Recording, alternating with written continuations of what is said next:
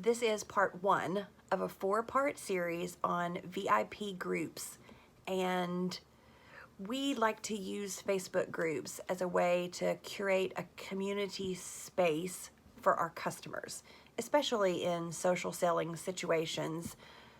You think of your VIP group on Facebook as a TV channel. I've said it often that all of the content is either a commercial or the television show.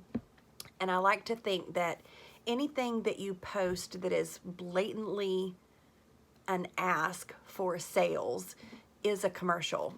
And everything else is a really great show that you're trying to use to retain your audience.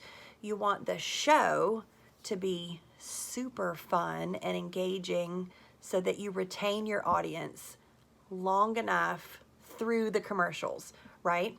So get comfortable with asking and inviting your customers to your VIP space, knowing that it's a fun, easygoing, safe space. And 5 of the things that you'll want to keep in mind are your branding, building a value, being consistent, being authentic, and boldly going live.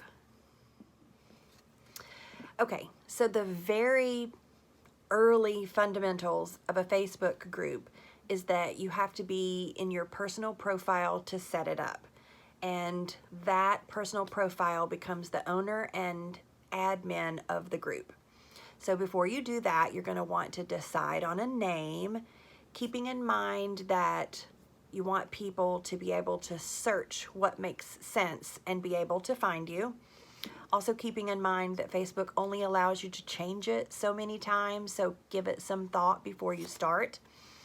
I recommend a private group that is kind of in the middle between secret, where you have to be added and nobody can even search to find it, and a public group, which in our case, if you want to be able to offer discounts or make it feel like something special, you don't want it to be public. So you want it to be a closed private group where somebody can find it but can't see what's in it without being a member.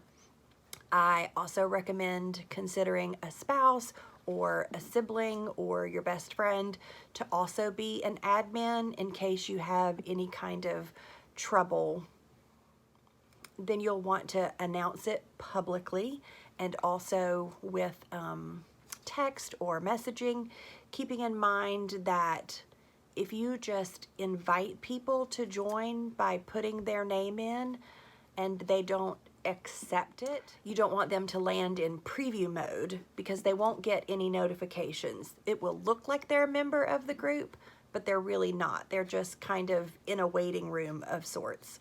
So before you start or as you're inviting people, go live in the group with some kind of welcome message so that you can pin it in the announcements. And if you're doing a Color Street application as you welcome, that's good too. I create a album on my phone where I drop memes or funny tips or tricks that I come along so that when I'm trying to schedule things in my Facebook group, they're not all over the place and I know right where they are. So you're going to want to create a custom Facebook group cover. And on mine, I would have my photo, my hands, my real name, and any branding that you have elected to use. So you might be asking, how often do you have to post in there? A lot of successful social sellers will post 2 or 3 times a day because Facebook doesn't automatically show your guests every single thing that you post. So one of the things that you can think about is doing some primetime things. So in the morning, at lunch, right after work, or at bedtime, depending on the demographics of your group.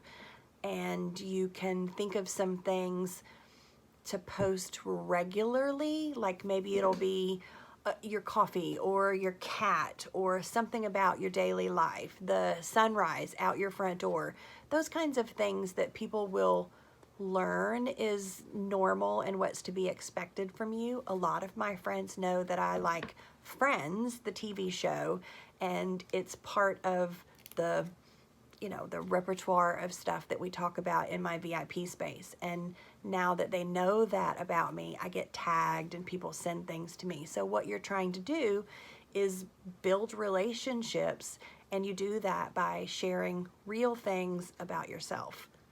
I hope that this little video, as well as the worksheets that accompany it, will help you, and I hope that you will check out the second, third, and fourth part of this series. The second part is how to host a girls' night in inside your VIP space.